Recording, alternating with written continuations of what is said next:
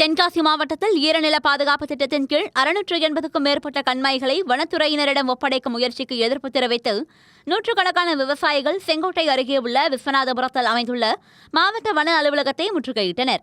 பொதுப்பணித்துறை மற்றும் ஊரக வளர்ச்சித்துறையின் கட்டுப்பாட்டில் உள்ள இந்த நீர்நிலைகளை வனத்துறை கையகப்படுத்தினால் காலம் காலமாக மேய்ச்சல் மற்றும் விவசாயத்திற்கு பயன்படுத்தி வரும் தங்களின் வாழ்வாதாரம் முற்றிலும் பாதிக்கப்படும் என விவசாயிகள் அச்சம் தெரிவித்தனர்.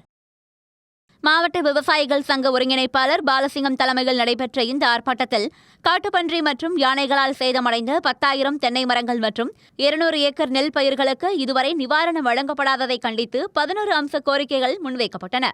மேலும் செண்பகவல்லி கால்வாய் பகுதிகளில் கேரள வனத்துறையினர் ஆயுதங்களுடன் ஊடுருவதை தடுக்காத அதிகாரிகள் உள்ளூர் விவசாயிகள் மீது கடும் நடவடிக்கை எடுப்பதாக குற்றம் சாட்டினர். வனத்துறை அதிகாரிகள் உரிய நடவடிக்கை எடுக்க தவறினால் அலுவலகத்திலேயே குடியேறி சமையல் செய்யும் போராட்டத்தை முன்னெடுப்போம் என எச்சரிக்கை விடுத்தனர். உதவி வனத்துறை அலுவலரின் சமாதான பேச்சுவார்த்தையை தொடர்ந்து விவசாயிகள் கலைந்து சென்றனர்.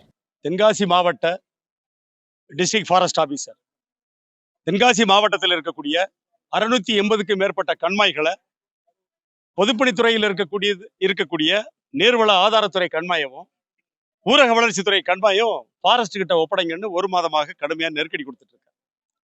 இந்த கண்மாய் என்பது காலங்காலமாக நாங்கள் பயன்படுத்தக்கூடிய ஒரு இடம்.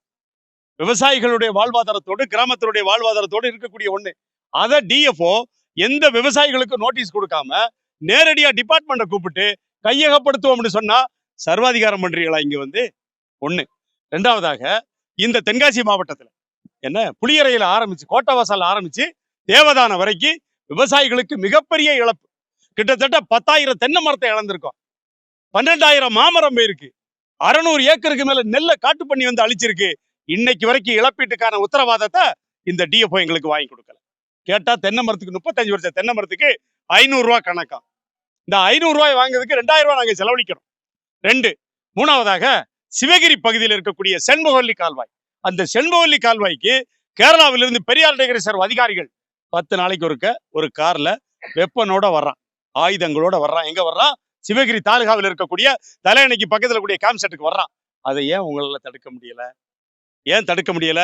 அப்பாவி விவசாயி ஒரு வனப்பகுதிக்குள்ள இந்த ரிசர்வ் ஃபாரஸ்ட் எட்ஜில இருந்து உள்ள போயிட்டா வழக்கு போட தெரிஞ்ச இந்த வனத்துறை Kerala forest without permission to SP, without permission to collector, without permission to DFO ஆயுதங்களோட வந்துட்டு இருக்கான் தலையணைக்கு பக்கத்துல. ஏன் நீங்க தடுக்கல? அவனுக்கு ஒரு நீதி, அப்பாவி விவசாயிகளுக்கு ஒரு நீதியா? மேக்கர பகுதியில் இருக்கக்கூடிய விவசாயி நாய் வச்சிருக்க கூடாது. என்ன நியாயம் இது? ஒரு வனவிலங்கு நாய் குலைச்சாதான் பயப்படும். நாய் வச்சிருந்தா அரெஸ்ட். உடனே ஒரு பொய் வழக்கு. கருப்பசாமிங்கிறவர் என்ன செஞ்சாரு? 15 நாளா மிளா செத்து கிடக்கு. அவர் இவங்களுக்கு தகவல் கொடுக்கலன்னு அரெஸ்ட் ரிமாண்ட். இது எந்த வகையில நியாயம்? கருப்பசாமிக்கு கேட்கறதுக்கு இங்க ஆள் இல்லையா? நாங்க நினைச்சா இந்த அலுவலகம் செயல்படுமா? முதல்ல இது எங்களை பாதுகாக்க வேண்டிய அலுவலகமா இருக்குமே தவிர விவசாயிகளை வஞ்சிக்கக்கூடிய அலுவலகமாக இந்த டிஎஃப்ஓ வந்த பிறகு பயங்கரமான சர்வாதிகாரம் இங்க தலைவிரிச்சாடு. பட்டாலேண்டுக்கு போகக்கூடிய விவசாயிகளுக்கு என்ன சிசிடிவி கேமரா ஒரு கம்பியை போட்டு வச்சிருக்காங்க மடத்தர பாறையில. கம்பியை நீ எப்படி போட முடியும்? பட்டாலேண்டு 1000 வருஷமா வச்சிருக்கான். பிரிட்டிஷ்காரன் காலத்துல பட்டாலேண்டு. நீ நேத்தைக்கு வந்து 1958 தான் இந்த வனத்துறை உருவாக்கப்படுது. நீ இப்போ வந்து கம்பியை போட்டுக்கிட்டு அங்க ஒரு கார்டருக்கு ஒரு பெண்ணு நீ உள்ள போக எங்க போற? நீ விவசாயிகளை பார்த்து நீ எங்க போறன்னு கேட்கறதுக்கு இந்த வனத்துறைக்கு அதிகாரம் கொடுத்தது யார்? அதிகாரம் கொடுத்தது யாரு? தென்காசி மாவட்ட டிஎஃப்ஓ செயல்பாடுகள் ஏற்புடையதாக இல்லை. இனிமேலும் இது போன்ற விவசாயிகள் விரோத போக்கை டிஎஃப்ஓ கடைபிடித்தால் போராட்டம் இது மாதிரிலாம் நடத்த மாட்டோம். இங்க வந்து சோத்த பொங்கிடுவோம். தேர்தல் நேரம் இந்த டிஎஃப்ஓ மாத்தணும். முதல்ல இந்த டிஎஃப்ஓ இங்க பணி செய்ய லாயக்கில்லாதவர். விவசாயிகளோடு இணைந்து பணி செய்யக்கூடிய டிஎஃப்ஓ தான் ஒரு மாவட்டத்திற்கு தேவை. சர்வாதிகார மனப்பான்மையில ஒரு டிஎஃப்ஓ என்ன செய்ய முடியாது? இங்க இல்ல, எந்த மாவட்டத்திலையும் செயல்பட முடியாது. கம்மாய தேனியில் எடுத்துட்டோம், புதுக்கோட்டையில் எடுத்துட்டு கதை சொல்லிட்டு இருக்காப்ல டிஎஃப்ஓ. தேனியில யாரை வச்சு எடுத்தீங்க? ஏடி சர்வே கூப்பிட்டு என்ன செஞ்சிருக்கீங்க? நீங்க எடுத்து வச்சிருக்கீங்க. அதனால கம்மாய் எடுக்க மாட்டோம்னு எழுதி கொடுக்கணும். எழுதி கொடுக்காமங்கிறது நான் கிளம்புறேன்.